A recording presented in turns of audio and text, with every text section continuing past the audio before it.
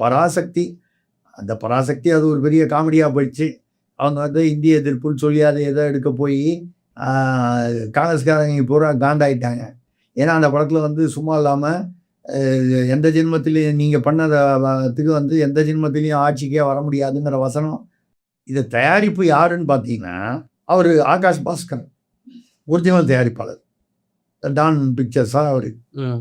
அதான் திடீர்னு ஒரு மிடில் கிளாஸ் ஃபேமிலியில் இருந்துட்டு திடீர்னு, அதாவது அவர் யாருன்னு பார்த்தீங்கன்னா மூகா முத்து அவர்கள், கருணாநிதியோட மூத்த மகனான மூகா முத்து, அவருடைய மகள் தேன்மொழி, அவர்களை திருமணம் செய்து கொண்டது கவின் கே ரங்கநாதன் அவர்களை.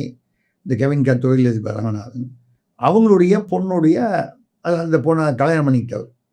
அதாவது ஐயா கருணாநிதி அவர்களுடைய பேத்தியின் கணவர். இப்போ தான் கல்யாணம் ஆச்சு. அவர் ஒரு 2 மாதத்துக்கு முன்னால் தான், 2 மாதம் 3 மாதத்துக்குள்ள தான். அதுக்கு முன்னாலேயே அவர் சாதாரணமாக இருந்தார். இந்த சாதாரணமாக இருக்கிறவர் திடீர்னு 2000 கோடிக்கு வந்து படம் எடுக்கிறார். மொத்தமாக இட்லி கடை எடுத்தார். இந்த மாதிரி ஒரு வரிசையாக எல்லாமே தனுஷ், சிவகார்த்திகேயன், இப்படி எல்லாம் பெரிய பெரிய ஹீரோக்கெலாம், மாஸ் ஹீரோக்கெலாம் வச்சுருக்கிறார். திடீர்னு அவர்கிட்ட இவ்வளோ படம் எங்கே வந்துச்சு?